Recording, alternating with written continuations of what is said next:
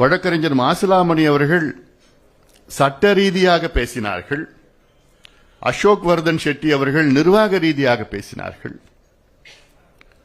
இது தேவைகள் அவசியம் என்று அப்போ அவர்கள் பேசியது தமிழ்நாடு அரசிற்கு சாதிவாரி கணக்கெடுப்பு நடத்த முழு அதிகாரம் 100 விழுக்காடு அதிகாரம் இருக்கிறது என்று கலைஞர் அவர்கள் ஆட்சி முதலமைச்சராக இருந்த நேரத்திலே திமுக அரசு அதற்கு தலைமை வழக்கறிஞராக இருந்தவர் மாசிலாமணி வழக்கறிஞர் அவர்கள். இவ்வளோ கடந்தும் இன்று முதலமைச்சர் அவர்கள் எங்களுக்கு அதிகாரம் இல்லை என்று ஒரு பொய்யை மீண்டும் மீண்டும் சொல்லிக் கொண்டிருப்பது எங்களுக்கெல்லாம் இது வேதனையாக இருக்கிறது. ஒரு முதலமைச்சர் அவர்கள் குறிப்பாக சட்டமன்றத்திற்குள் எங்களுக்கு அதிகாரம் இல்லை ஒரு பொய்யை சொன்னார். மற்றொரு பொய் பீகார் மாநிலத்தில் எடுத்த ஜாதிவாரி கணக்கெடுப்பு அதை பீகார் உயர்நீதிமன்றம் ரத்து செய்திருக்கிறது என்று மற்றொரு பொய்யை சொல்லியிருக்கின்றார்கள். இன்றைய கட்டத்திலே நாங்கள் கூடியிருக்கின்றோம். காலம் அதாவது காலத்தின் இந்த முடிவை இந்த கலந்தாய்வு கூட்டம் அதை நாங்கள் முதல்ல இந்த கலந்தாய்வு கூட்டம் வந்து பண்ணி எடுத்து ஒரு ரவுண்ட் டேபிள் வச்சுக்கிட்டு நாங்கள் தலைவர்கள் மட்டும் பேசணும்னு ஒரு முடிவெடுத்தோம். அதன் பிறகு இப்போ ஊடகத்தில் பல பேர் வருவார்கள், அவர்கள் சரியான முறையிலே கிடைக்காது என்ற நோக்கத்தில் தான் ஒரு சின்ன ஒரு அரங்கிலே எடுத்து நடத்தி கொண்டிருக்கின்றோம். நடத்தணும்னா எவ்வளவு பெருசா கூட்டம் நடத்தலாம், ஒரு பொதுக்கூட்டம் நடத்தலாம், மாநாடு நடத்தலாம், எல்லாம் நடத்திட்டு இருக்கலாம். ஏன்னா அந்த அளவுக்கு எங்களுக்குள்ள அவ்வளவு உணர்வுகள் இருக்கு. உணர்வுகள்லாம் கோபம் தான் அதிகமா இருக்கு, அது வெளிப்பாடு. ஆனா எங்களுக்கு வேலை நடக்கணும். அதற்காகத்தான் இன்றைக்கு நாங்கள் கூடியிருக்கிறோம். கூடி இப்பொழுது முடிவும் எடுத்திருக்கிறோம். இந்த மாதத்திற்குள் சென்னையில் ஒரு மாபெரும் ஒரு போராட்டத்தை நடத்த இருக்கின்றோம். சாதிவாரி கணக்கெடுப்பு தமிழக அரசு உடனடியாக அறிவிக்க வேண்டும் என. மேடையில் இருக்கின்ற தலைவர்கள் எல்லாம் அரசியல் ரீதியிலே வெவ்வேறு கருத்துக்கள் அவங்களுக்கும் இருக்கும், வெவ்வேறு கொள்கைகள் இருக்கும். ஆனால் அடிப்படையிலே நாங்கள் ஒன்று சேர்ந்திருப்பது சமூக நீதி என்ற ஒத்தை வார்த்தை, ஒத்தை கொள்கைகள் அடிப்படையில் தான் இவ்வளவு பேர் நாங்கள் ஒன்னா சேர்ந்திருக்கிறோம். இன்னும் அதிகமா சேர போறாங்க. பொலிட்டிக்கலா நாங்க எங்களுக்கு வேற ஸ்டாண்ட் இருக்கும், அவங்களுக்கு கருத்து இருக்கும், கொள்கைகள் இருக்கும், இருக்கு. ஆனால் சமூக நீதி அந்த அடிப்படையில் தான் நாங்க ஒன்னா சேர்ந்திருக்கோம். சமூக நீதினா என்ன? சமூக நீதி என்றால் சமூகத்தில் பின்தங்கிய சமுதாயம் முன்னேறிய சமுதாயத்திற்கு நிகராக முன்னேற வேண்டும். அதான் சமூக நீதி. சரி, நீ பின்தங்கிய சமுதாயம் யாரு, எந்த நிலையில் இருக்கிறாங்கன்னு அந்த கணக்கெடுப்பு நடத்தினா தானே உனக்கே தெரியும். அதுவும் ஒரு முதலமைச்சர், அவருக்கு என்ன அக்கறை இருக்கணும், தமிழ்நாட்டில் எந்தெந்த சமுதாயம் பின்தங்கி இருக்கு அப்படின்னு உங்களுக்கு கணக்கெடுப்பு நடத்தினா தானே தெரியும். உங்களுக்கு தெரியாம நீங்க எப்படி இந்த பின்தங்கிய சமுதாயத்தை நீங்க எப்படி முன்னேற்றுவீங்க? ஒரு பழைய கணக்கெடுப்பு நடத்தி வச்சுக்கிட்டு 1931 தான் பழைய கணக்கெடுப்பு நடத்தினாங்க, கடைசியா இந்தியாவில் நடத்தினாங்க. அதுவும் எப்படி நடத்தினாங்க? வெள்ளையர்கள் ஆட்சி காலத்தில் 1871 1871 தான் முதல் மக்கள் தொகை கணக்கெடுப்பு வெள்ளையர்கள் நடத்தினார்கள். அதன் பிறகு 1881 10 ஆண்டுகளுக்கு பிறகு அந்த 10 ஆண்டு காலத்தில் பார்த்தாங்க, என்னடா இவ்வளவு மக்கள் தொகை கணக்கெடுப்புல ஒரு சமுதாயம் மட்டும்தான் அரசியல் ரீதியிலும் அதிகார ரீதியிலும் அங்கு பிரதிநிதித்துவம் அவர்களுக்கு இருக்கிறது, மற்றவர்களுக்கு எல்லாம் இல்லைன்னு நோக்கத்தில் தான் 1881 வெள்ளையர்கள் மக்கள் தொகை கணக்கெடுப்பை ஜாதிவாரி கணக்கெடுப்பை நடத்தினாங்க. அதன் பிறகு ஒவ்வொரு 10 ஆண்டுகளும் 1891 நடத்தினாங்க. அதுக்கப்புறம் 1901 நடத்தினாங்க, 1911 நடத்தினாங்க, 1921 நடத்தினாங்க, 1931 கடைசியா நடத்தினாங்க. 41 இரண்டாவது உலக போர் நடந்தது, அதனால வெள்ளையர்கள் நடத்த முடியல அவர்களால. 51 விடுதலை கிடைச்சிருச்சு, நமக்கு 47 விடுதலை கிடைச்சிருச்சு, 51 நடத்த முடியல. அப்போ நேரு அவர்கள் நடத்தல. அப்போ இந்த கணக்கெடுப்பை வைத்துத்தான் வெள்ள காலத்தில் அப்பொழுது சென்னை மாகாணம் மெட்ராஸ் பிரசிடென்சி, அப்போ இந்தியாவில் முதல் 100 விழுக்காடு இடஒதுக்கீடு அப்படின்னு அறிவிச்சது எப்போன்னா நீதி கட்சி 1921 ஆட்சிக்கு வந்த நேரத்தில் 100% ரிசர்வேஷன் அறிவிச்சாங்க. ஆனால் அந்த சட்டத்தை கொண்டு வந்து நடைமுறைப்படுத்துவதற்கு 1927 தான் நடைமுறைப்படுத்த முடியுது. நினைச்சு பாருங்க, அப்போ தமிழ்நாட்டில் 100 விழுக்காடு இடஒதுக்கீடு. அதன் பிறகு 1935 இந்திய அளவில் இடஒதுக்கீடு அப்பதான் முதல் கொண்டு வந்தாங்க. அப்பொழுது நினைச்சு பாருங்க, தமிழ்நாட்டில் சென்னை மாகாணத்தில் மத்திய வேலைகளிலும் 100 விழுக்காடு இடஒதுக்கீடு, மாநில வேலைகளிலும் 100 விழுக்காடு இடஒதுக்கீடு. ஆனா அதுக்கு பிறகு என்ன நடந்ததுன்னா, விடுதலை அடைந்து 6 நாட்களில் மத்தியில் இருக்கின்ற இடஒதுக்கீடு ரத்து பண்ணிட்டாங்க. அப்புறம் 1950 தமிழ்நாட்டில் இருந்த மாநில அளவில் இருக்கின்ற இடஒதுக்கீடு நீதிமன்றத்தில் ரத்து பண்ணிட்டாங்க. அதன் பிறகுதான் தந்தை பெரியார் போன்றவர்கள் வந்து போராட்டம் பண்ணினா, அதன் பிறகு அரசியல் சாசன முதல் சட்ட திருத்தம், கான்ஸ்டிடியூஷன்ல முதல் அமெண்ட்மெண்ட் கொண்டு வந்தது. இது வரலாறு. இதுக்கப்புறம் நிறைய நடந்தது. அதெல்லாம் பேசணும்னா நிறைய நேரம் ஆகும். அதில் பேசலாம், அதுக்கு உங்களுக்கு சில நிறைய பேருக்கு தெரியும். அதில் அதன் பிறகு தொடர்ச்சியா தான் தமிழ்நாட்டில் இடஒதுக்கீடு கொஞ்சம் கொஞ்சமா வந்து 41 இருந்து அப்புறம் 50 விழுக்காடு வந்து, அதுக்கப்புறம் 68 விழுக்காடு வந்து, அப்புறம் 69 விழுக்காடு. 69 விழுக்காடு தமிழ்நாட்டில் மட்டும்தான் இருக்கு, இந்தியாவில் வேற எந்த மாநிலத்திலும் கிடையாது. மற்ற மாநிலங்கள்லாம் வெறும் 50 விழுக்காடு தான் இருக்கு. அந்த 69 விழுக்காடுக்கும் ஆபத்து வந்தது. அப்போ இதை யாரு காப்பாத்தினாங்கன்னா, அப்பொழுது இந்த முதலமைச்சர் செல்வி ஜெயலலிதா அம்மையார் அவர்கள். அந்த அம்மா இல்லைன்னா இன்னைக்கு தமிழ்நாட்டிலையும் 50 விழுக்காடு தான் இருந்திருக்கும், வேற வழி கிடையாது. அந்த எப்படி காப்பாத்தினாங்க? 9வது அட்டவணையில் அரசியல் சாசனம் 9வது 9 ஷெட்யூல்ல அது கொண்டு வந்து அதுல பாதுகாப்பு கொடுத்ததெல்லாம் இது சும்மா சட்டம். தமிழ்நாட்டில் சட்டம் நிறைவேற்றினா போதாது.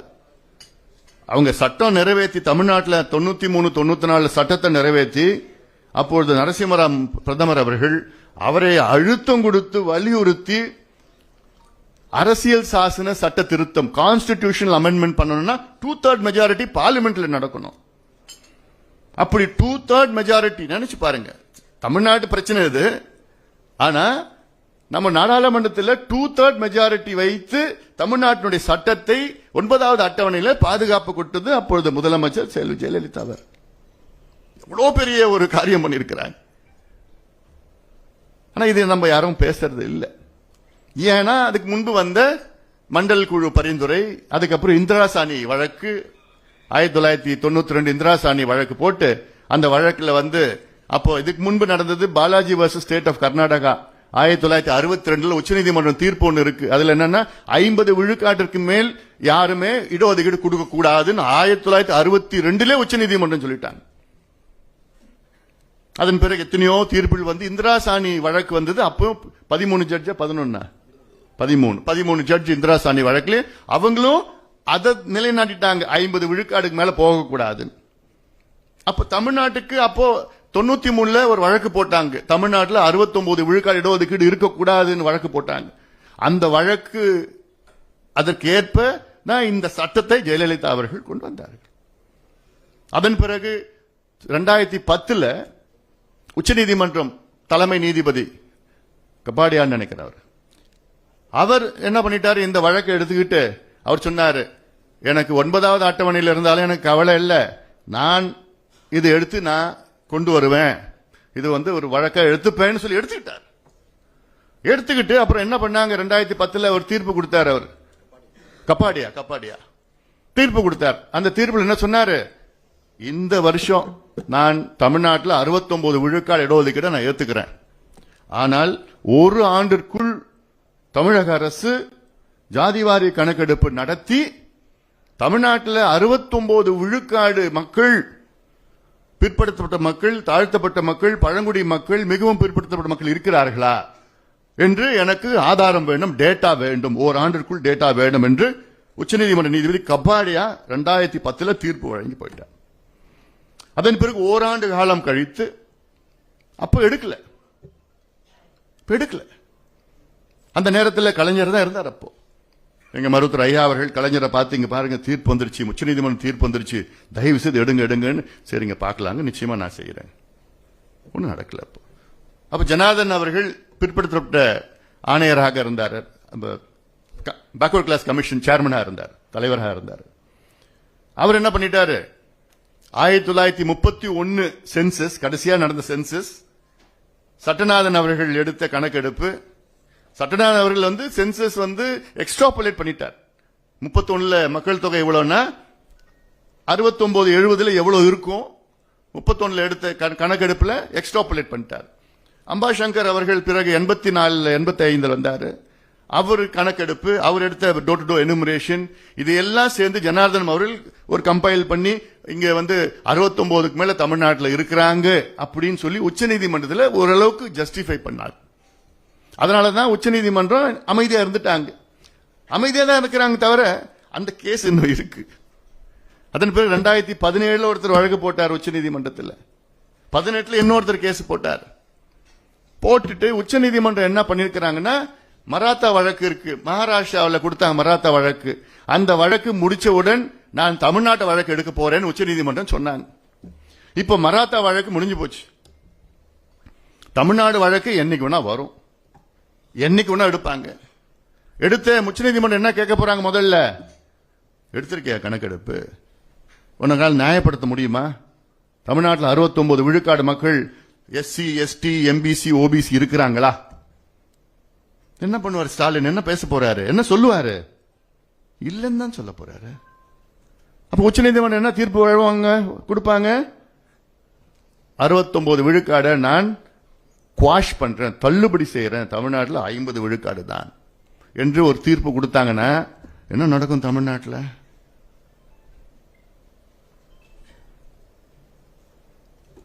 முதல்ல திமுக ஆட்சி அடுத்த நாள் போயிடும். ஏன்னா நாங்களாம் சும்மா இருக்க மாட்டோம், மேடையில் இருக்கலாம் சும்மா இருக்க மாட்டோம். தமிழ்நாடு கலவர பூமியா மாறும். இது எங்களுடைய உரிமையா?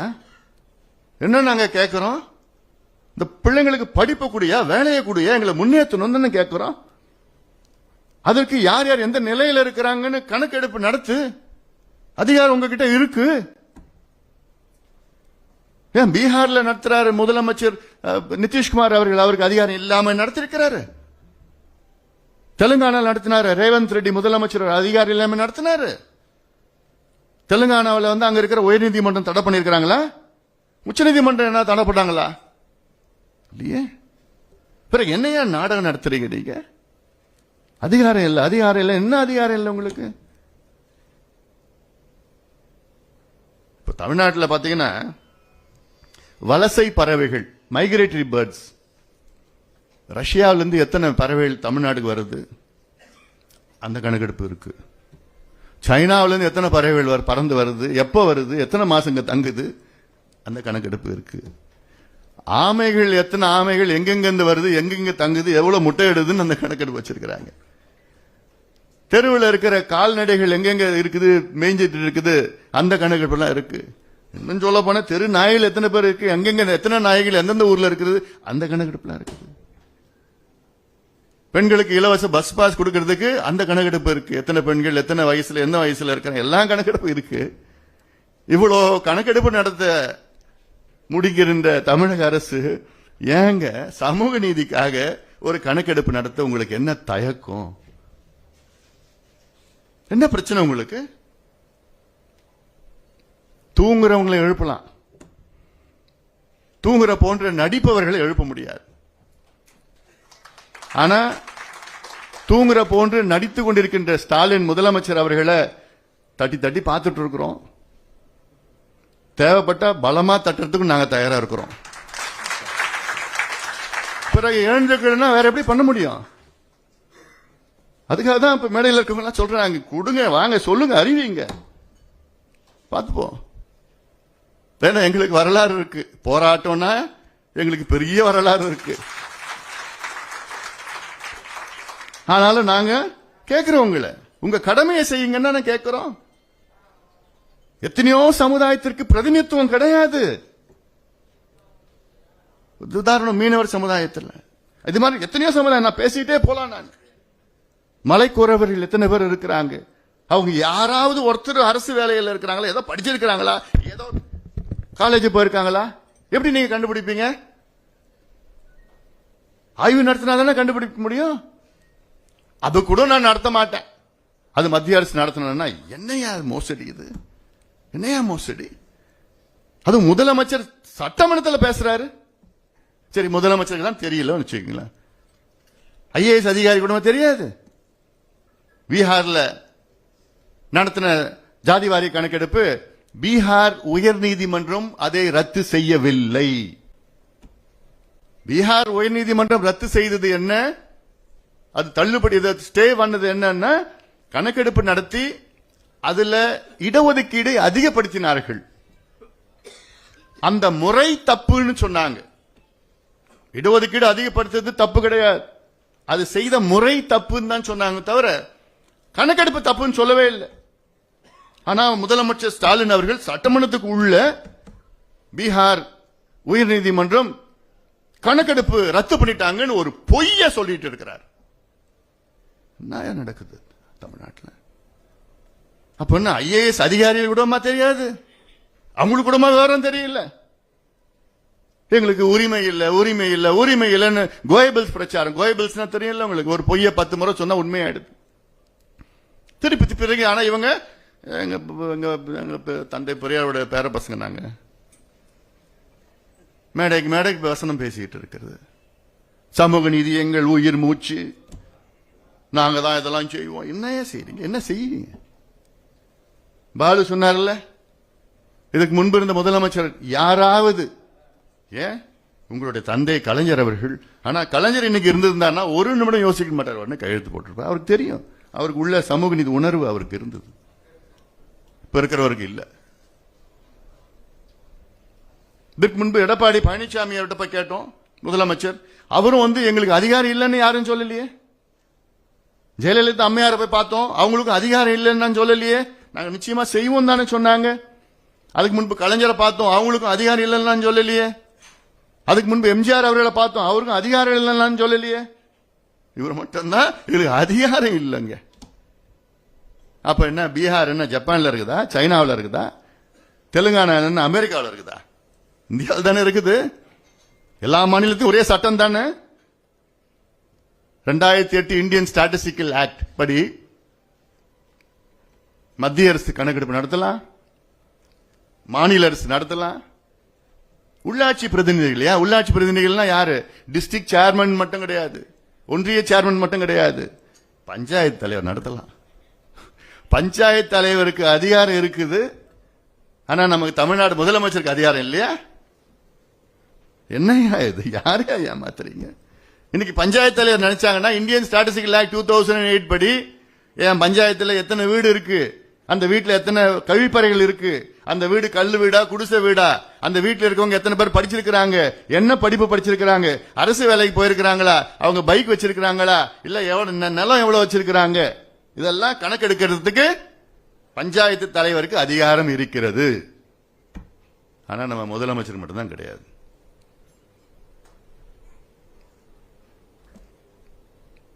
யாரை ஏமாத்திட்டு இருக்கீங்க? எவ்வளவு காலமா ஏமாத்த போறீங்க? நாங்க என்ன கேட்கிறோம்?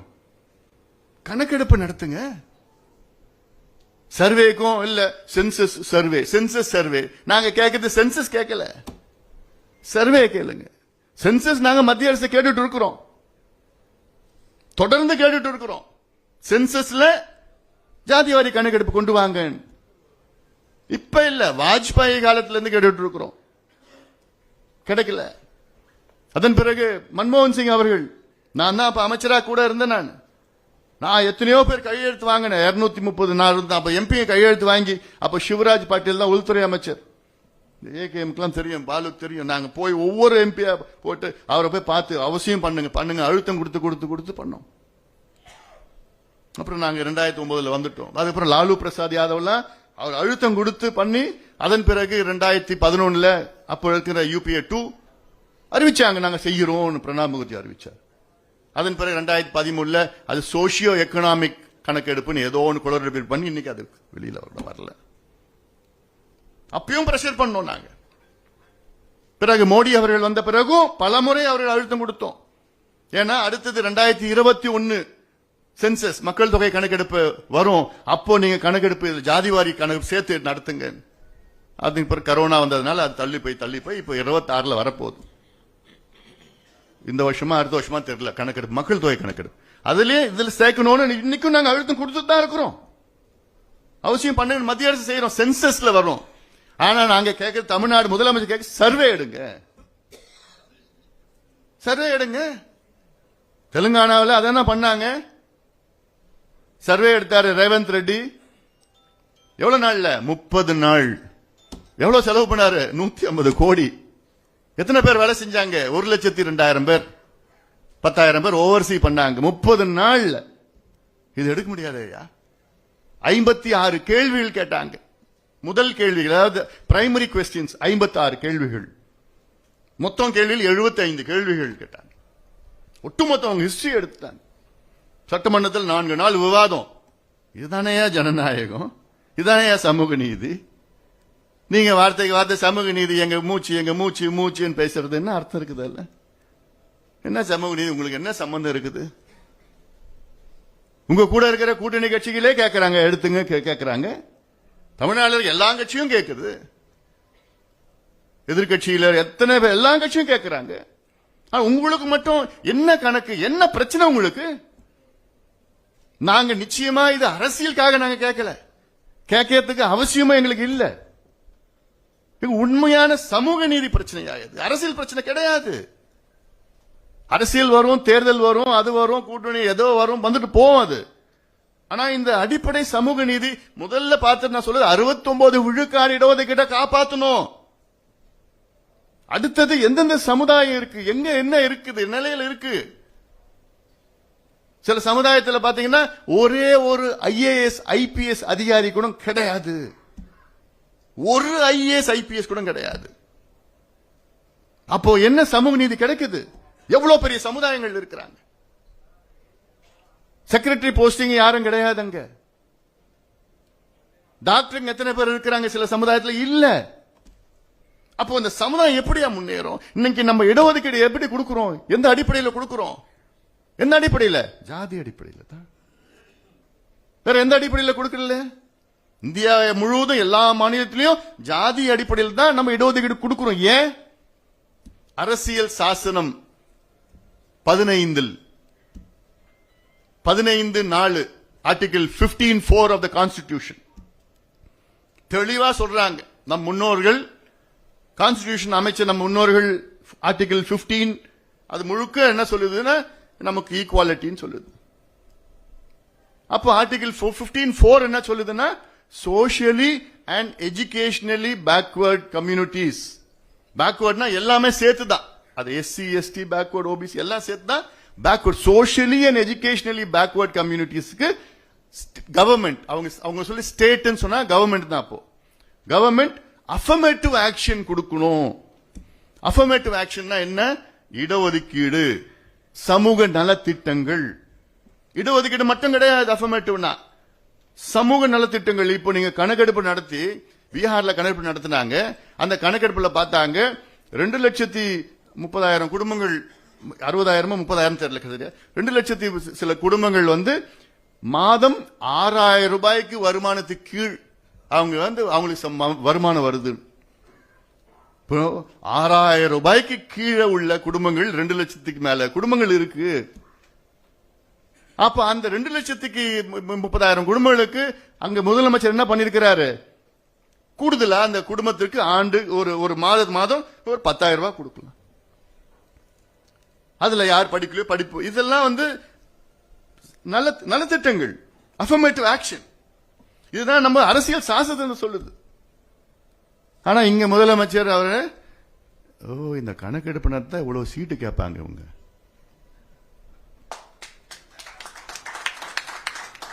அவருக்கு இதுல ஏறது அவ்வளவுதான்.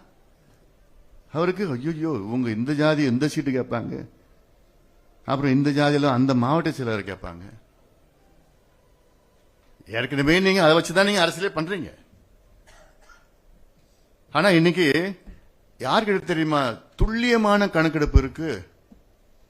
திமுக கிட்ட தான் இருக்கு. புரியுதா? எலெக்ஷன் நேரத்தில் இந்த கிராமத்தில் இந்த வீட்டில் இந்த தெருவில் இந்த வீட்டில் 5 பேர் இந்த சமுதாயத்தில் இருக்கிறாங்க. அந்த 5 பேர் எந்த ஓட்டுக்கு யாருக்கு போடுவாங்க கிளீனா வச்சிருப்பாங்க ஸ்கெட்ச். பக்கத்து வீட்டில் எந்த சமுதாயத்தில் இருக்கிறாங்க அவங்க யாருக்கு ஓட்டு போடுவாங்க, அவங்களுக்கு எப்படி ஸ்கெட்சை போட்டு எப்படி கொடுக்கலாம் கிளீனா வச்சிருக்கிறாங்க. அவங்க கிட்ட இல்லாத டேட்டாவே கிடையாது. எதுக்கு பயன்படுத்துறாங்க? இடஒதுக்கீடுக்கா? முன்னேற்றுவதற்காக? ஓட்டுக்கு இது கொடுக்கிறதுக்கு இதெல்லாம் பண்றாங்க. ஆனா இவங்களை இந்த பிள்ளைங்களை பாவம் படிக்க வைக்கிறதுக்கு, படிச்ச பிள்ளைங்களை வேலை கிடைக்கிறதுக்கு அந்த மனசெல்லாம் வரலையே ஸ்டாலின் அவர்களுக்கு. இதுதான் சமூக நீதியா? இதுதான் இவங்க பேச சமூக நீதியா? இனியும் நாங்கள் பொறுமையாக இருக்க மாட்டோம். போதும், கேட்டு கேட்டு பார்த்துட்டோம். இவ்வளோ சொல்லி பார்த்தேன். எங்க மருத்துவர் ஐயா 45 ஆண்டு காலம் ஒரு மனுஷன் போராடிட்டு இருக்காருன்னா அது சாதாரண போராட்டம் கிடையாது. 45 ஆண்டு காலம். இன்னைக்கு 86 வயசு, இன்னைக்கும் போராடிட்டு இருக்காரு. எதுக்கு? கணக்கெடுப்பு நடத்துங்கயா. கணக்கெடுப்பு நடத்தினாதான் எந்த சமுதாயம் எந்த நிலையில இருக்குன்னு தெரியும். இந்த இடஒதுக்கீடு 100 விழுக்காடு சமுதாயங்களுக்கு போய் சேரணும். அந்தந்த சமுதாயம் ஒண்ணு என்ன மக்கள் தொகையில் இருக்கிறாங்க. வெறும் மக்கள் தொகை அடிப்படையில் மட்டும் போதாது. ஒன்று மக்கள் தொகை, அடுத்தது சமூக பின்தங்கிய நிலை, பாப்புலேஷன், சோஷியல் பேக்வர்ட்னஸ், ரெண்டுமே எக்ஸ்ட்ராபுலேட் பண்ணி சேர்த்து அதுக்கு பிறகு நீ கொடுக்கறது தான் உண்மையான சமூக நீதி. அது 100% ரிசர்வேஷன் தமிழ்நாட்டில் கொண்டு வா. அவங்க என்னென்ன பிரதிநிதித்துவம் இருக்கிறாங்களோ, விகிதாச்சார பிரதிநிதித்துவம் இருக்கிறாங்களோ அது கொடுத்துட்டு போ. எந்த நிலையில இருக்கிறாங்க கொடுத்துட்டு போங்க, நியாயப்படுத்தி கொடுத்துட்டு போனோம்.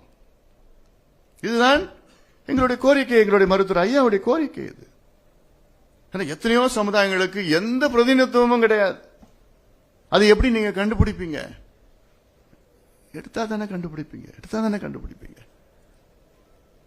அதனால இது அவசியமானது, அவசரமானது.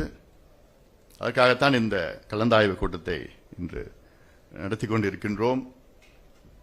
ஏதோ அவசரமா பாலு அவசரமா நடத்தணும். கொஞ்சம் நாள் போன வாரம் முடிவு பண்ணி டக்குன்னு நடத்திட்டோம். அது 5 நாள் 6 நாள்ல.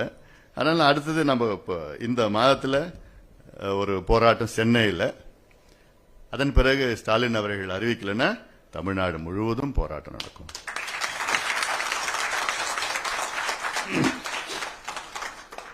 தமிழ்நாடு முழுவதும் நடத்துவோம். ஏன்னா எல்லா தமிழ்நாட்டில் உள்ள எல்லா கட்சியும் அது வேணும்னு சொல்றாங்க, நடத்தணும்னு சொல்றாங்க. முதலமைச்சருக்கு அதிகாரம் இருக்குன்னு சொல்றாங்க.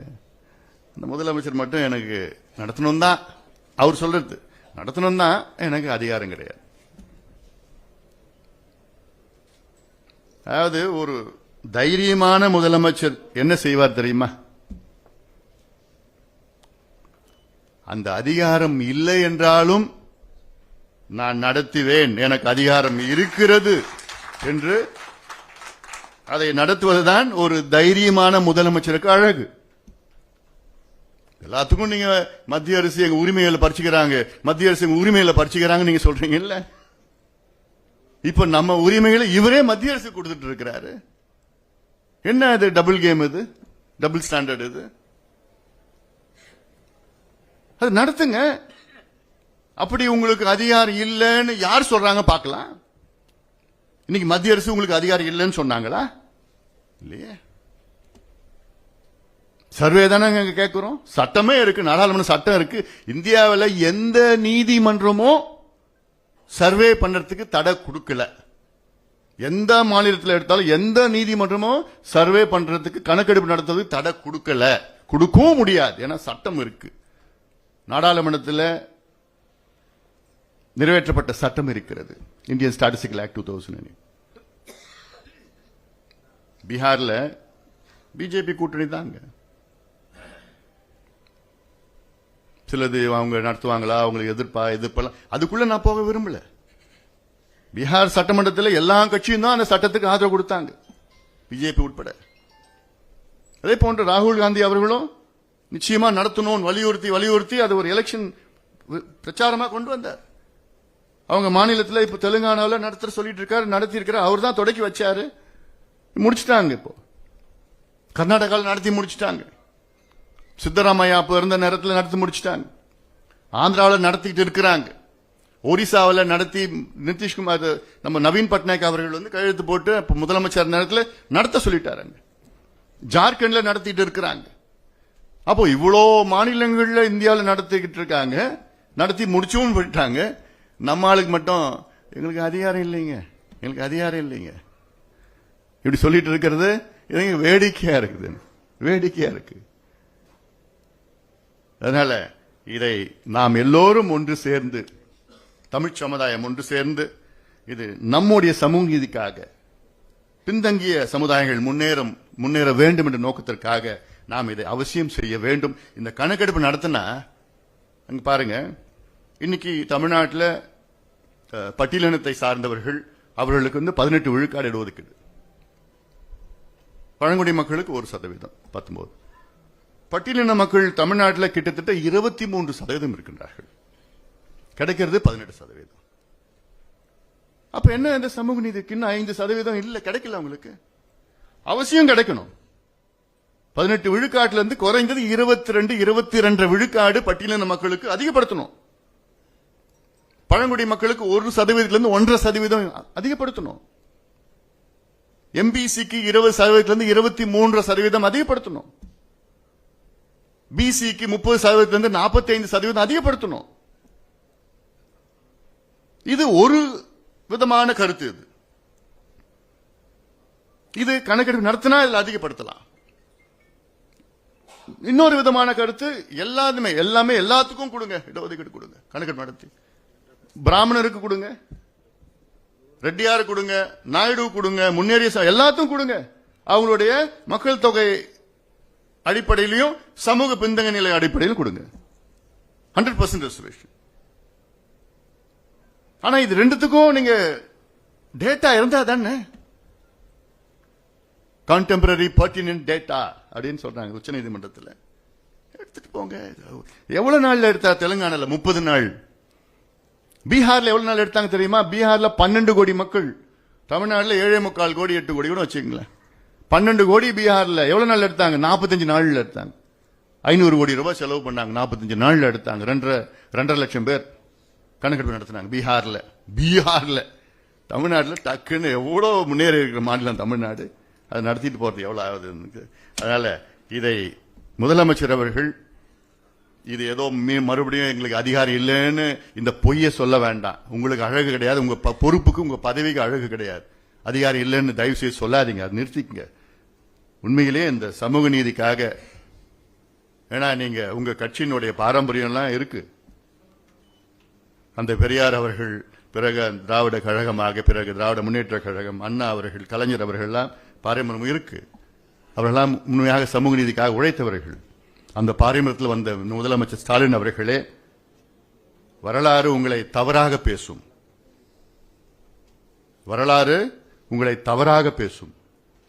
அதை தவிர்த்துக் கொள்ளுங்கள்.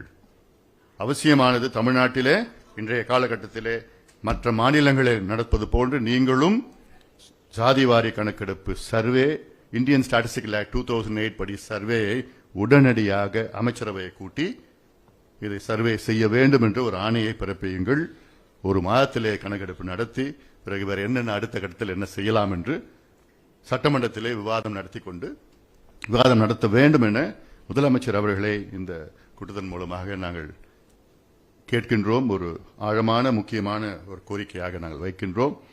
சொன்னது போன்ற அது செய்யவில்லை என்றால் நாங்கள் முதல் கட்டமாக இந்த மாதத்தில் ஒரு மிகப்பெரிய ஒரு ஆர்ப்பாட்டம் சென்னையிலே நடைபெறும். பிறகு அடுத்தது முதலமைச்சர் அவர்கள் மீண்டும் அதை செய்யவில்லை என்றால், தொடர்ந்து அதை செய்யவில்லை என்றால் தமிழ்நாடு முழுவதும் பல வகை போராட்டங்கள் நடத்த தயங்க மாட்டோம். பல வகை போராட்டங்களில் நாங்கள் நடத்துவோம் என்று இந்த நேரத்தில் கேட்டுக்கொண்டு இந்த அவசர அழைப்பை ஏற்று இங்கே வருகை தந்திருக்கின்ற என்னுடைய அருமை சகோதரர்களுக்கு அத்துணை தலைவர்களுக்கும் என்னுடைய நெஞ்சார்ந்த நன்றியை பாராட்டுகள் வாழ்த்துக்களை தெரிவித்து அமர்கின்றேன். நன்றி, வணக்கம்.